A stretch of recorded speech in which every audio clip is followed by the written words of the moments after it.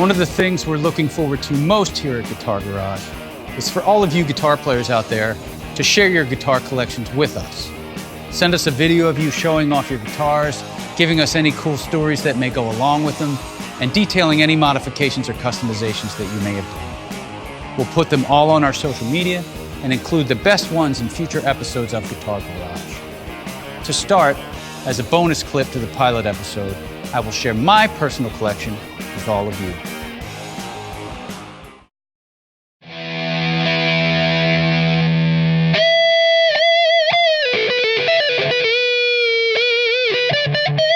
This is a 1982 Gibson Les Paul Silverburst Custom.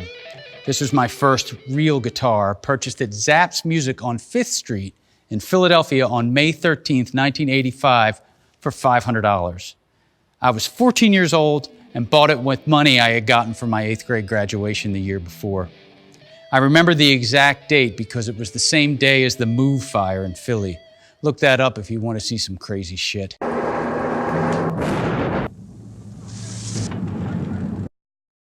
I bought this at a time when Les Pauls were not going for a lot of money, pre-Appetite for Destruction.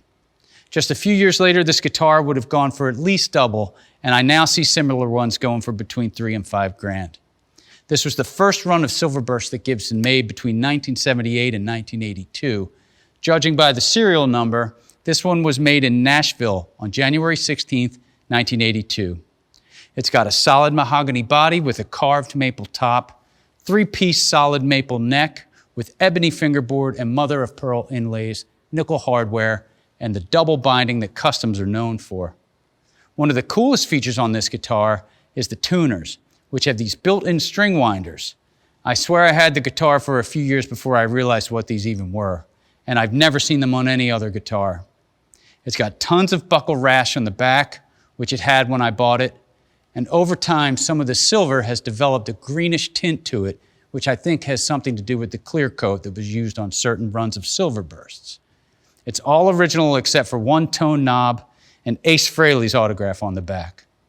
Despite my preference for standards over customs, I love this guitar and would never part with it.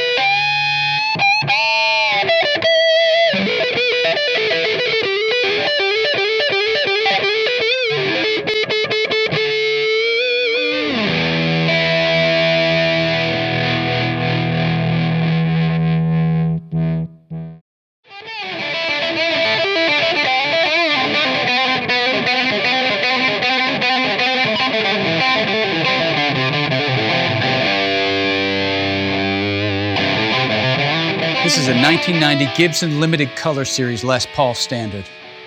This guitar was bought from my friend Dean Davidson of the band Brittany Fox sometime in 1991 or 1992. He bought it new at Cintioli's Music on Oxford Circle in Philadelphia. This is a Les Paul Standard Limited Colors Edition model in translucent purple with gold hardware, made on November 8th, 1990 in Nashville, Tennessee. The Limited Color Series at the time had 6 different colors. These have the same specs as the standard production model of the time, but came with a finish color not offered in standard production, gold hardware, and several also had ebony fingerboards. It's got a solid mahogany body, carved maple top, and the neck is a single piece of quarter-sawn mahogany modeled after the neck on a 1959 Les Paul. It's got Gibson Alnico magnet pickups, the 490R in the neck, and the 498T in the bridge.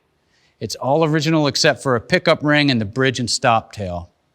If you want to see why they had to be replaced, you'll have to watch the show.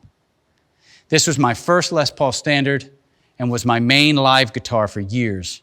The frets are larger than on the Custom, which I like, and is part of why I have come to prefer standards over just about any other guitar.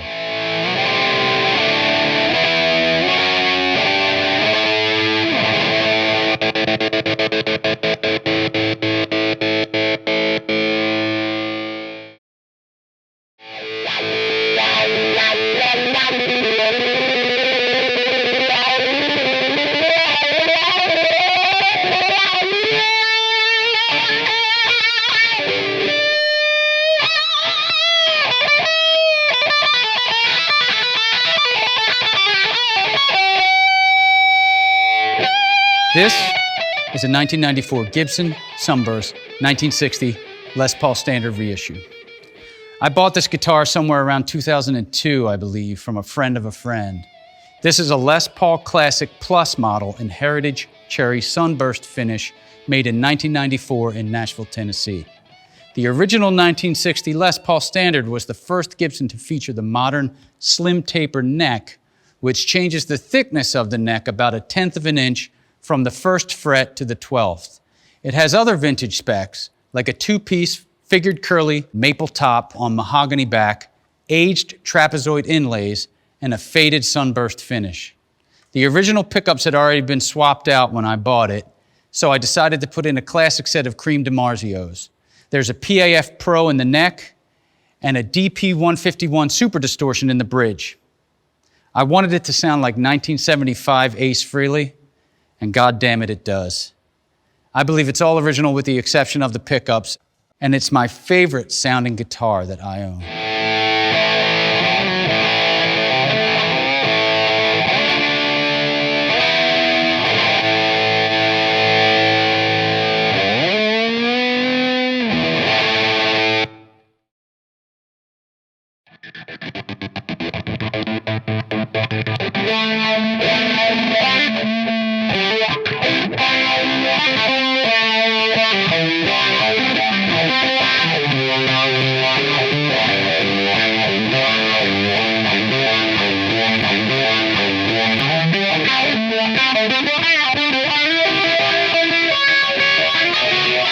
This is a 1992 Gibson Sunburst 1960 Classic Les Paul Standard reissue, customized. Believe it or not, this is the exact same guitar as the Sunburst I just showed you, except it was made in 1992 instead of 1994. I got this guitar from Guitar Center in Cherry Hill, New Jersey, somewhere around 2003, 2004. I traded an old early 60s Fender Vibrolux head that I almost never used for it. I actually saw the guitar on the wall, felt bad for it, and decided to give it a home. It feels, plays, and sounds great despite whatever torture the previous owner may have subjected it to. It has the same body and neck specs as the Sunburst, but as you can see, the previous owner decided to sand off the finish and clear coat it instead. The front doesn't look too bad, and it reminded me of the guitars that Billy Duffy from The Cult played that were an homage to the Mick Ronson Les Pauls when he played with Bowie. The back, however, looks like shit. The original pickups have been swapped out for a pair of Seymour Duncan Custom 5s with a backward zebra SH14 in the neck position and a black SH14 in the bridge. The tuners had also been swapped out for Grovers, including this hip shot drop D key, which never really worked properly. It may look a mess, but this is a great playing and sounding guitar.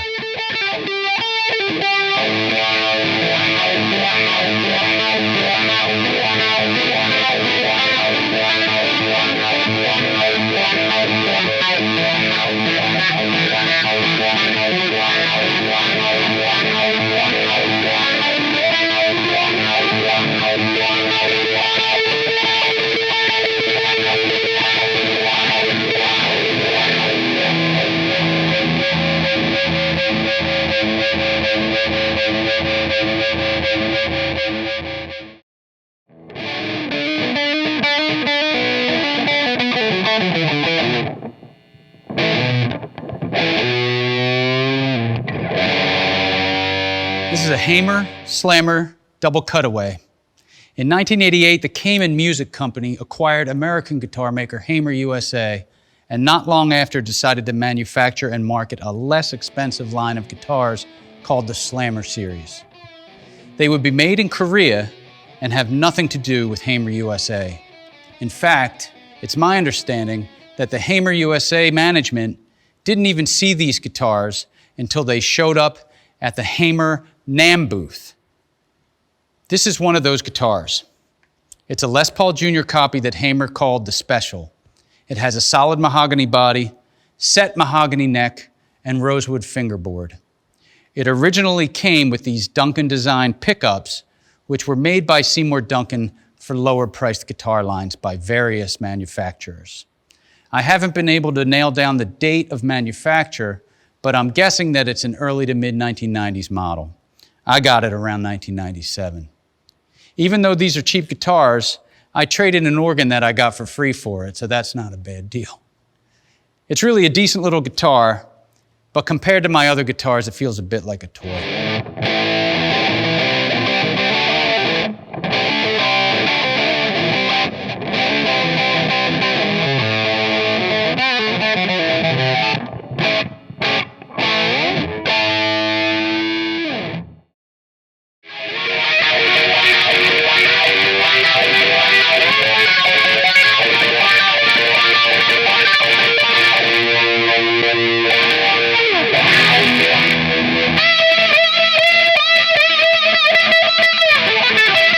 This is a 1985 fully customized Gibson Explorer.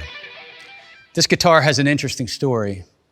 Around 2009, I was looking for an Explorer and I found one on Craigslist. It was in pretty bad shape, but the price was right. I met the seller at a local bar, the Green Rock Tavern in Fishtown, and he walked in carrying the guitar in hand, no case or gig bag. It had tuning pegs busted off, one of the pickups was loose, the caler was all broken and missing parts. There were chips in the body, and overall, it looked like it had been pretty badly abused. The pictures you're seeing don't accurately portray the poor condition of this guitar when I bought it.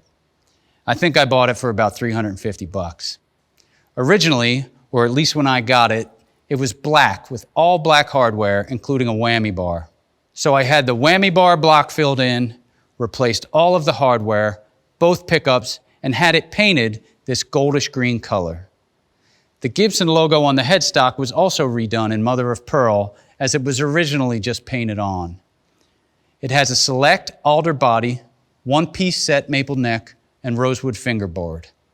The pickups are Seymour Duncans, the DDJ in the neck, and the SH4 in the bridge. The tuning pegs are Grover's that I got for Christmas when I was a teenager, at a time when I was considering building my own guitar. So even though they had never been used before and were still in the box, the tuners are almost the exact same age as the guitar. This thing is a beast, and I love how it looks, feels, and sounds. One thing I don't love, however, is lugging it around. The case is gigantic and can make life difficult when gigging with this guitar.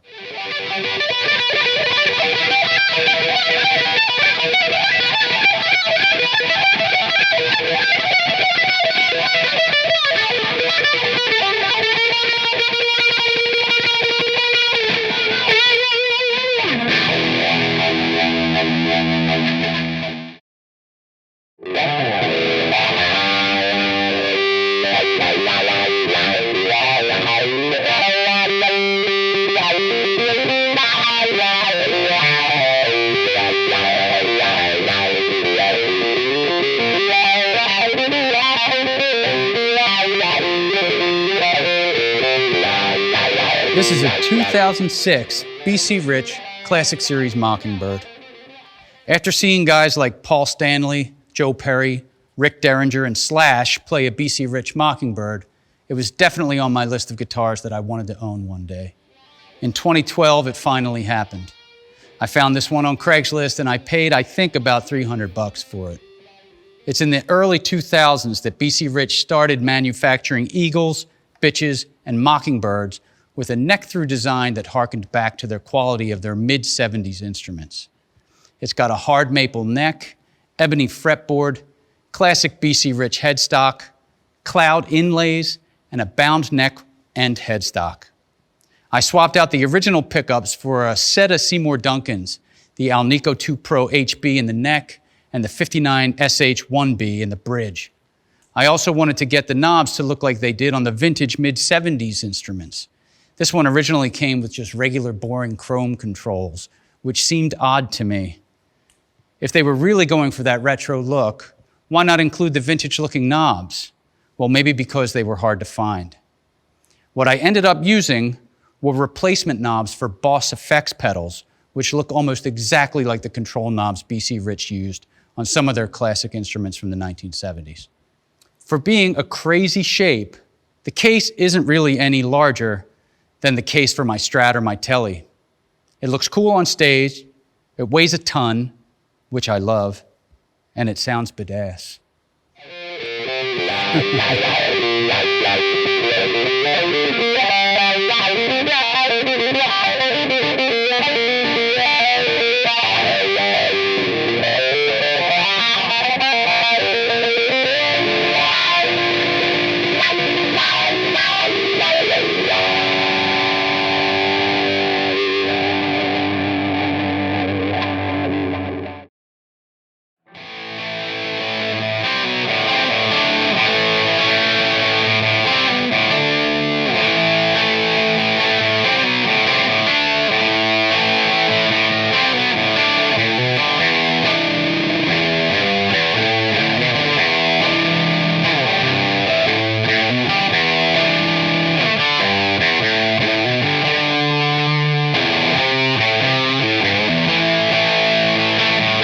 This is a 1978 Ibanez Iceman IC400.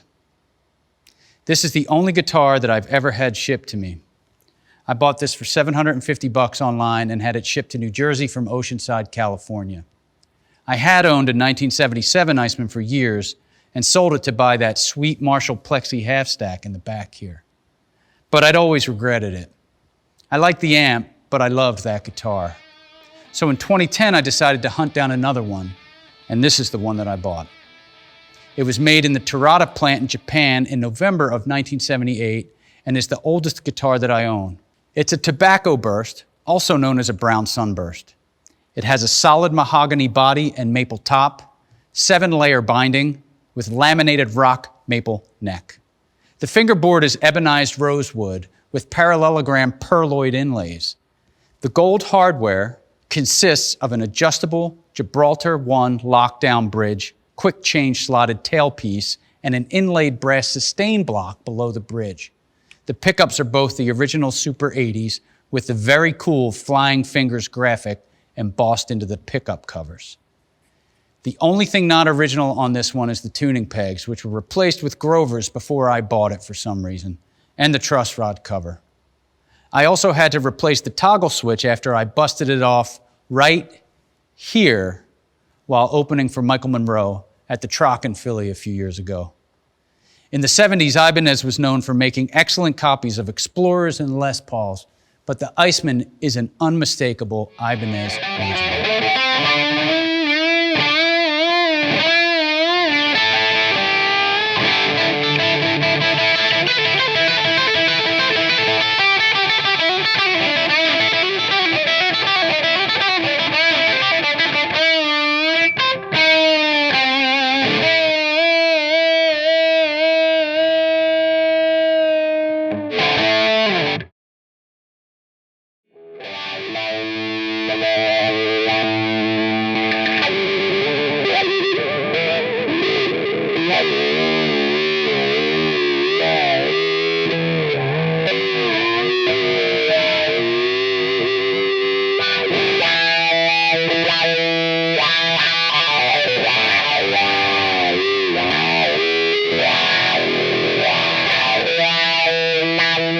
This is a left-handed Japanese Fender Stratocaster, standard ST362. I got this guitar somewhere around 1993 or 1994 at Jerry's Music Store on Castor Ave in Northeast Philadelphia for about $300.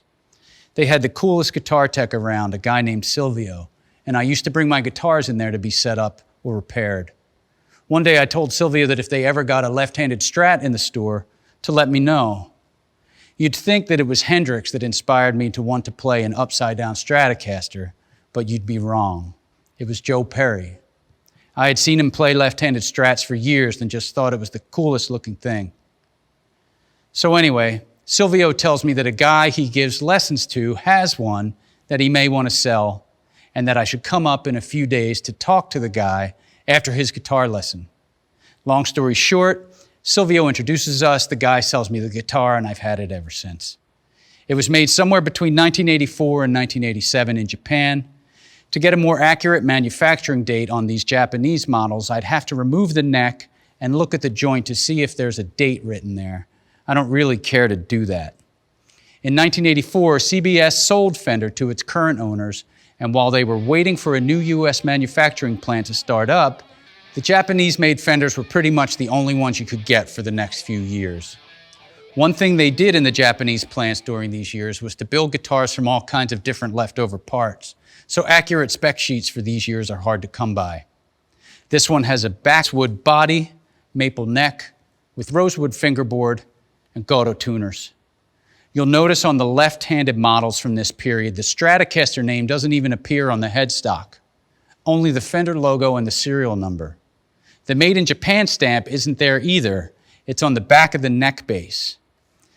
Everything is stock on this guitar, except that I had it modified to be played right-handed. This is a great guitar and looks awesome on stage. The only issue is trying to make sure that your picking arm doesn't hit the controls while you're playing.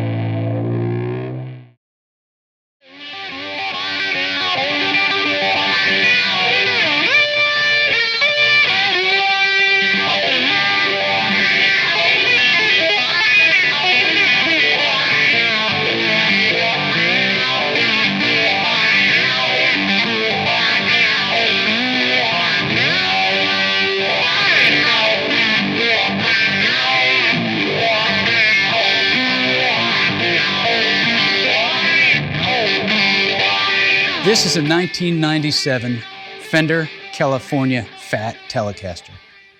Aside from the Firebirds, this is the only electric guitar that I've ever purchased new. I bought it from Sam Ash in Cherry Hill in 1997. I can't recall what I paid for it, maybe 800 bucks. These guitars were made in Corona, California. The bodies were painted in Mexico, then final assembly was back in Corona. It's got a USA Fender Tele humbucker in the neck and a Tex-Mex single coil in the bridge, the Keith Richards configuration. The humbucker in the bridge differentiates the Fat Teles from the regular California series guitars, which only had single coils in both spots. The body is alder, the neck and fretboard are maple with medium jumbo nickel frets, and it has US vintage hardware and electronics. All of that is great, except the original bridge with the 6 individual steel saddles was horrible. Not only did it slip and rust, but it was almost impossible to get the strings all the height that you wanted. So we recently swapped that out for the Goto bridge you see here. Since I bought this one new, I was able to compare it with a handful of other California Fat Teles that I found in local stores. This one just felt and sounded right. Every guitar player out there knows exactly what that means. It won't matter what the spec sheet says, it won't matter what the salesman says, it only matters what the guitar says.